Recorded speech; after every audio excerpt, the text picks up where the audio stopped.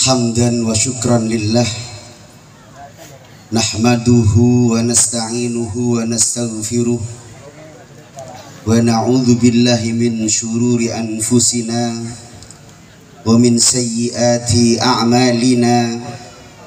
May yahdillahu fala mudhillalah wa may yudlil fala hadiyalah. Allahumma salli wa sallim ala habibina wa syafi'ina wa qurrati a'yunina sayyidina Muhammadin al-fatihi lima ughliq wal khatimi lima sabaq nasiril haqqi bil haqqi wal hadi ila siratikal mustaqim wa ala ali haqqa qadrihi wa bimiqdarihil azim. Qala rabbi israh li sadri wa yassir li amri wahlul 'uqdatam min lisani yafqahu qawli, amma ba'd. Hadratal mukarramun wal muhtaramun yang saya muliakan, semua para hadirin, tak lupa kepada guru kita bersama, yaitu Kiai Haji Ali Ridwan. Semoga oleh Allah Subhanahu wa Ta'ala beliau dikasih panjang umur, dikasih umur yang barakah, sehingga bisa membawa kita untuk terus berjalan di jalannya Allah Subhanahu wa Ta'ala, sehingga terus membimbing kita untuk terus mencintai baginda Nabi besar Muhammad sallallahu alaihi wasallam. Tak lupa kepada para habaib, ada Habib Saleh Al-Hamid dan juga Habib Guresh Al-Hamid, dan juga kepada Kiai Rafi'i Baidawi, dan juga kepada guru kita bersama Kiai Haji Musaddiq Fikri, dan tak lupa kepada jajaran aparatur pemerintah baik TNI, Polri, dan alhamdulillah malam ini Bapak Camat hadir di sini, dan juga ada Bapak Kapolsek, dan juga ada Bapak Dan Ramil, dan juga tak lupa Bapak kita bersama, Bapak Kepala Desa Kauleben Para Ajunan, segenteng, semanis.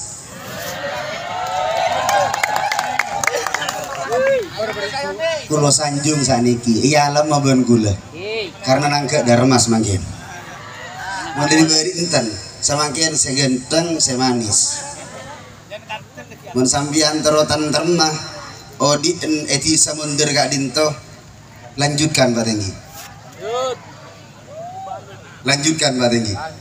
Oh insya Allah pele ki Pak Tenggi mon calon boleh. Nika masya Allah Pak Tenggi kak dinto.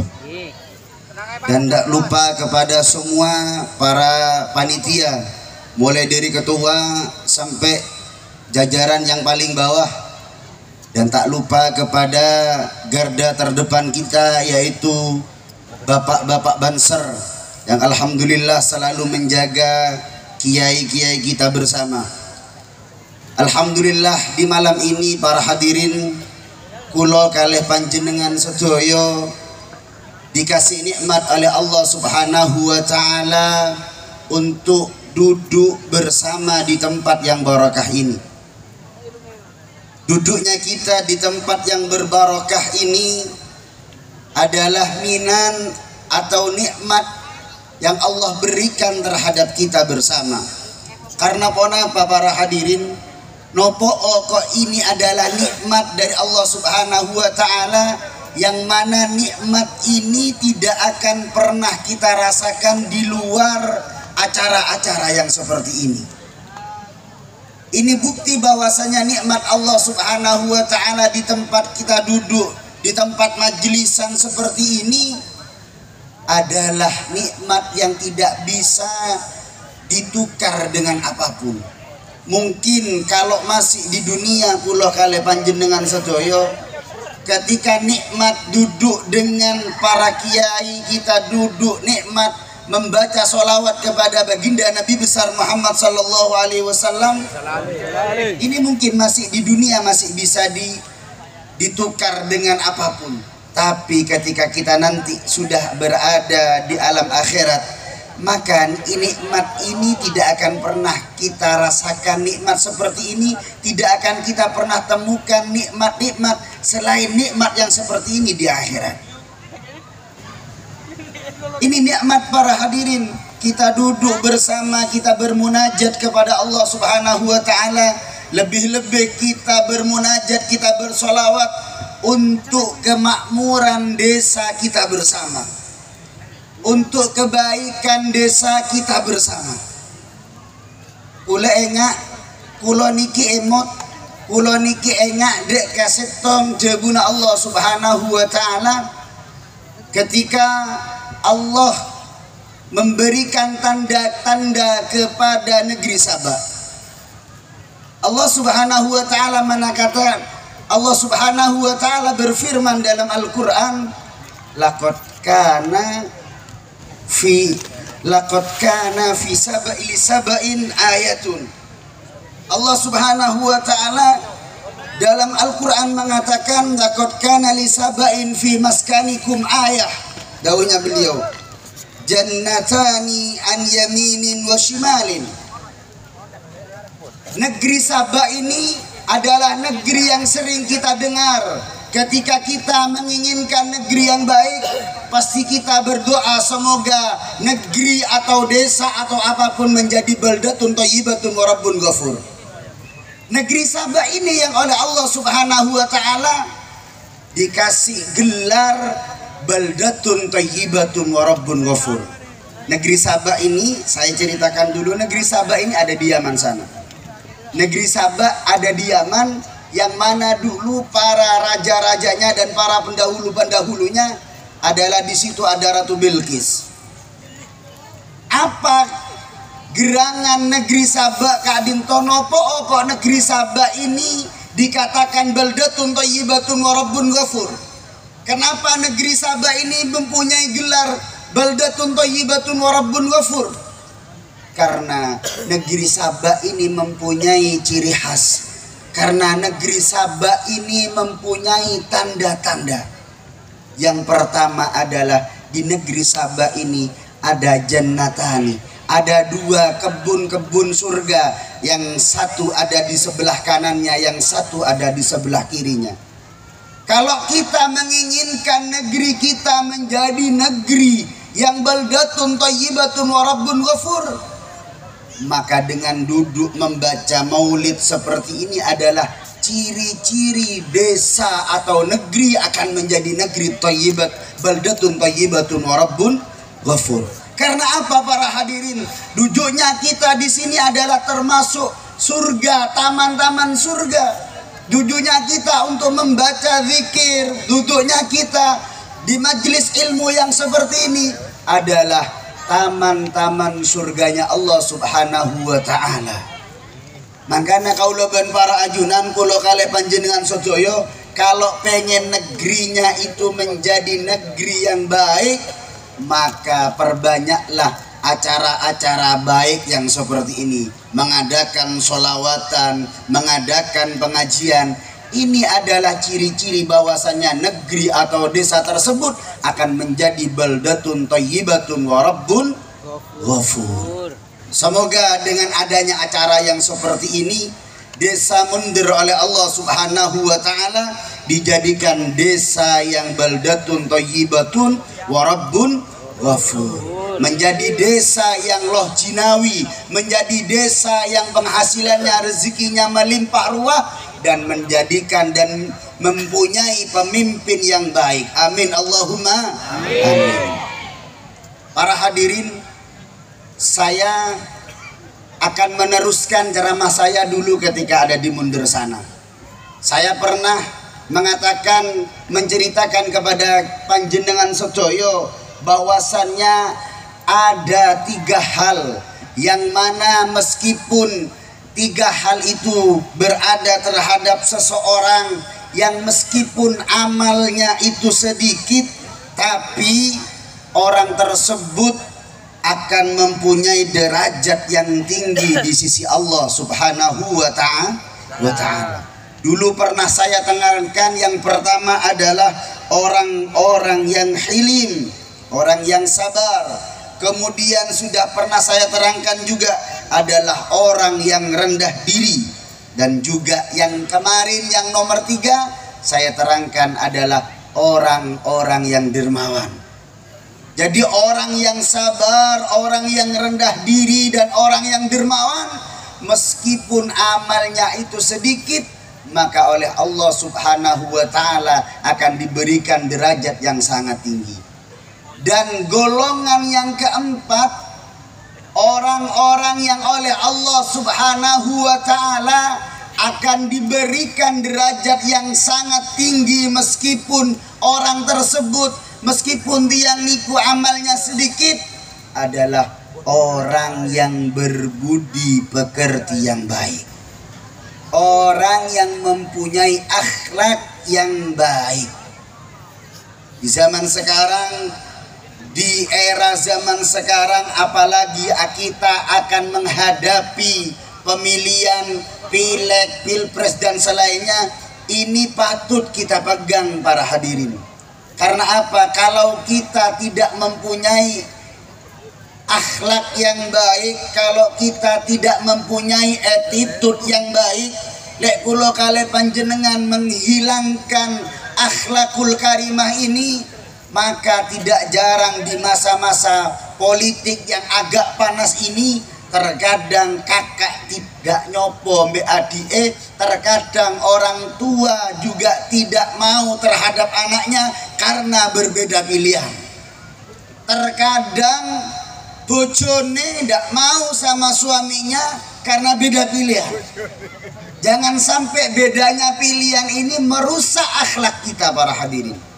Bolehlah apa pentas 5 tahunan ini kita lakukan, kita jalani, tapi ingat, jangan sampai helatan akbar 5 tahunan yang seperti ini merusak akhlak kita para hadirin. Karena apa? Akhlak itu penting. Dalam urusan yang seperti ini penting sekali.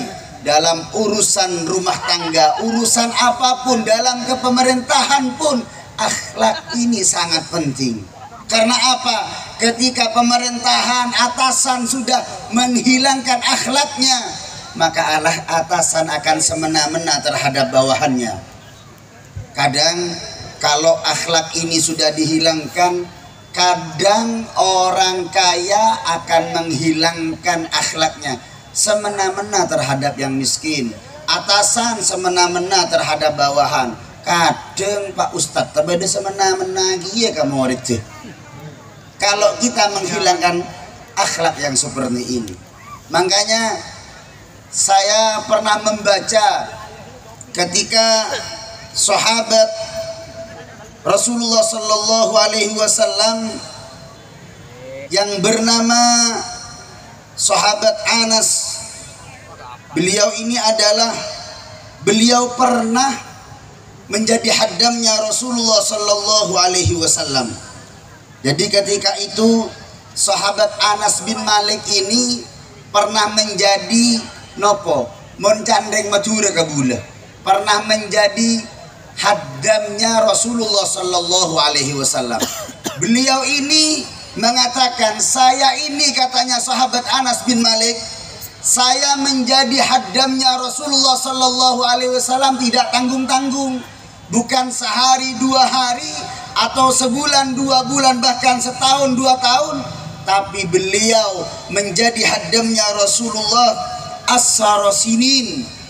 Beliau menjadi haddamnya Rasulullah selama 10 tahun. Tapi ketika sahabat Anas bin Malik ini ditanyakan bagaimana Rasulullah memperlakukan dirinya ketika dirinya menjadi haddamnya Rasulullah, maka sahabat Anas bin Malik mengatakan, fama qala li uffun qattu. Rasulullah ketika sahabat Anas bin Malik ini menjadi haddamnya Rasulullah selama 10 tahun, Rasulullah tidak pernah mengatakan Rasulullah tidak pernah mengatakan kata-kata kasar sedikit pun. Rasulullah tidak pernah memarahi sahabat Anas bin Malik sedikit pun. Bahkan sahabat Anas bin Malik ini mengatakan, Rasulullah ini ketika sahabat Anas bin Malik menjadi haddamnya, Rasulullah tidak pernah mengatakan wa ma fa'altahu. Katanya sahabat bin Anas bin Malik, Rasulullah tidak pernah mengatakan, kenapa kamu melakukan itu wahai sahabat Anas bin Malik. Ini bukti bahwasannya Rasulullah Shallallahu Alaihi Wasallam adalah panutan kita dalam urusan budi pekerti yang baik. 10 tahun Rasulullah tidak pernah mengatakan, lek saniki pak, lek kulo kale panjenengan jadi bos, jangankan kenapa kamu lakukan itu, sedikit salah sedikit anak buah pecat kok kon be aku yo, tak pecat kok kon be aku yo. Itu kalau kita di zaman sekarang. Jangankan itu, kisah orang aku kadang bu ibu nih kan, ke bapak mun pak bapak andek salah seboni beniku ne pecat dah. Pisang kok mas, pisang kok mas, pisan aku pak. Bahaya lah. Nah, tidak bahayanya. Ya tidak bahaya blas. Yang suwe tidak bahaya blas. Kalau saya nom bahaya itu. Allahumma salli ala Muhammad. Jadi ketika sahabat Anas bin Malik menjadi haddamnya Rasulullah, Rasulullah tidak mengatakan kenapa kamu lakukan itu, kenapa kamu begini, kenapa. Tidak pernah pak. Rasulullah ini selalu menjaga perasaan orang lain. Rasulullah ini selalu menjaga hatinya orang lain. Sekiranya orang lain itu tidak pernah merasakan sakit hati. Ini yang perlu ditiru oleh Pak Tinggi. Kok tutero nih Pak Tinggi? Atau Bapak Camat, bahkan Bapak Kapolsek, atau bahkan Bapak dan Ramin. Ini yang perlu kita tiru dari Rasulullah Sallallahu Alaihi Wasallam. Meskipun kita menjadi orang tinggi, derajat kita tinggi seperti Rasulullah, tidak pernah menyakiti terhadap haddamnya. Kak Oning mon Pak Tinggi kena buana bagian urkaur nih kak. Ngelama. Oh sabar ki Pak Tinggi, alhamdulillah. Ngelama pak. Pak Tinggi sabar ya bon, mantir sabar terus. Begitu juga Bapak Camat, semoga bisa memperlakukan anak buahnya sebagaimana Rasulullah memperlakukan sahabat Anas bin Malik. Atau bahkan kita semua memperlakukan orang-orang terdekat kita sebagaimana Rasulullah memperlakukan sahabat Anas bin Malik. Bahkan sahabat Anas bin Malik ini para hadirin mengatakan, saya tidak pernah menyentuh sutra yang paling lembut dan paling halus, kata sahabat Anas bin Malik, melebihi halusnya dan lembutnya tangan Rasulullah Sallallahu Alaihi Wasallam. 10 tahun pak.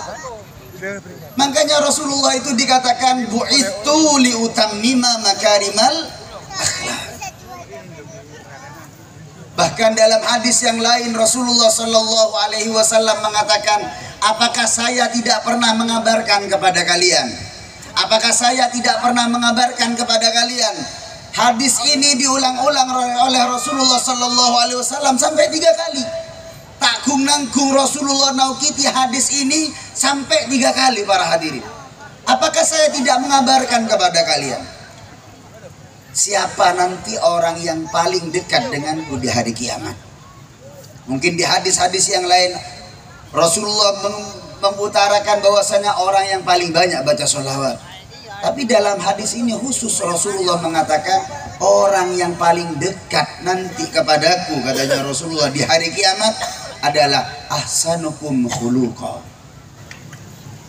Orang yang paling baik budi pekertinya di antara kalian. Makanya budi pekerti kadinto para hadirin, makanya akhlak ini penting pak untuk kita bersama. Pepatah mengatakan, jadikan akhlak itu menjadi tepung dan ilmumu jadikan seperti garam. Kalau akhlak kita itu banyak, tepungnya itu banyak, garamnya sedikit, maka hasilnya akan istimewa. Sampean ke BTOT tepung minyak anu naseboni saya deurna. Sakeco daharane. Tapi lek kula kali panjenengan sing akeh niku uyahe gelepung sedikit. Kita ninggalkan Pak baik. Baik. Mun pas benyan bujana ben tepongan nih Kak Pak. Baik. Begitu pula para hadirin, kita banyak ilmu tapi akhlak kita rendah, tidak ada akhlaknya. Baik di mata masyarakat. Coba pun bodoh ustad ki, ustad monduk 10 tahun, atau bagi ayah ngak gula nih kapon, sorban akit bukit ngak rela ngaban bespar ya ki. Kadang ki sampai raju sorban gula ngak nikah. Ilmu ada, angkel ilmu ada sudah. Tapi ketika kita mentang-mentang dengan ilmunya, mana jalan ngak ada orang boleh. Tak jeling ke bebe sekali. Atas aing gek Pak Kadin. Pak alimin orangnya, sing alim tiangnya Pak Bu. Kalau tidak mempunyai akhlak pasti dirasani kali sampean. Kiai opo iku? Akhlak belas. Saya pernah ada cerita Pak. Ini ada seorang bajingan, seorang lagi. Ada bajingan, Roma, pernah ke rumah saya. Tapi tidak akan saya sebut orangnya. Orang ini orang Probolinggo. Datang ke rumah saya. Ini bajingan wis, masya Allah ini sudah. Ketuanya perampok. Datang di rumah saya, duduk sama saya, duduk. Masya Allah tawaduknya. Tidak pernah ngangkat kepala sedikit pun. Ini ketuanya perampok. Mungkin sampean dulu pernah dengar ada perampok orang sini, orang Probolinggo yang pernah ditangkap ada di Papua. Itu orangnya datang. Nunduk Pak. Tak pernah awak nunduk. Beda orang boleh saya tanya, Kak Dinto Ustad dari Kamah ya Bon. Tanya sama saya, Ustad dari mana? Padahal ini ke Ustad bajingan. Bajingan tangi sudah ini. Tapi akhlaknya masya Allah nunduk, engki, tangannya begini. Bajingan bisa tanya ke Ustad dari Kamah. Coba ambian pas nanta oning, tak teman oning gak gula lagi. Pas abolong, pas bulok, sedikah. Ada siapa? Ada bajingan apa? Udah lalas kan sedikah Pak. Jelen, pakon ulangi sekarang ya. Jelen dia apa? Pas sedikah Pak. Kan bian, iki apa ki? Mau tak kenal tapi gini mulai kenal sampean ku. Hari kiai, kiai mau gege mana jelen deh ya. Ya tak gege ki ya Pak. Tak lebur ki ya tan. Oleh karena itu kita ini harus mengedepankan akhlak atau menanamkan akhlak yang baik terhadap anak-anak kita. Bukan hanya terhadap anak-anak kita. Nanti saya suruh bebeku pemapan com nak ping salim ke bapak ke ibu. Bapak tak salim. Ya ibda binafsina, mulai dari kita bersama, mulai dari diri kita. Kalau kita ingin mendidik anak kita untuk jadi anak yang baik, maka kita harus juga dididik untuk jadi orang yang baik. Cokro orang melolo saya berbaik kaben je di mana mau kena. Oleh karena itu tanam aja. Oleh karena itu monggo didik, tanamkan akhlak yang baik terhadap anak kita, terhadap keluarga kita, terhadap diri kita, sehingga kita menjadi orang yang paling dekat nanti di hari kiamat kepada Rasulullah Sallallahu Alaihi Wasallam. Dan khuluqul hasan, akhlak yang baik ini adalah kamalul iman, sempurnanya iman kita para hadirin. Sambian iman Islam oning tapi sambian tadi akhlak ada saya becak. Bila dari kadinto semoga kau leben para ajunan sedaja kita bersama oleh Allah Subhanahu wa taala diberikan hidayah, diberikan nikmat berupa akhlak yang baik sehingga kita bisa meniru akhlak baginda Nabi besar Muhammad sallallahu alaihi wasallam dan bisa mengaplikasikan kepada diri kita dan juga handai tolan dan semua orang yang dekat sama kita. Semoga kita bersama dijadikan oleh Allah Subhanahu wa taala orang yang husnul khatimah fid dini wad dunya hatta al akhirah. Mungkin ini yang bisa saya sampaikan. Sekoni semoga paring manfaat kados manfaat datang kula kali panjenengan sedaya wal afwa minkum. Assalamualaikum warahmatullahi wabarakatuh.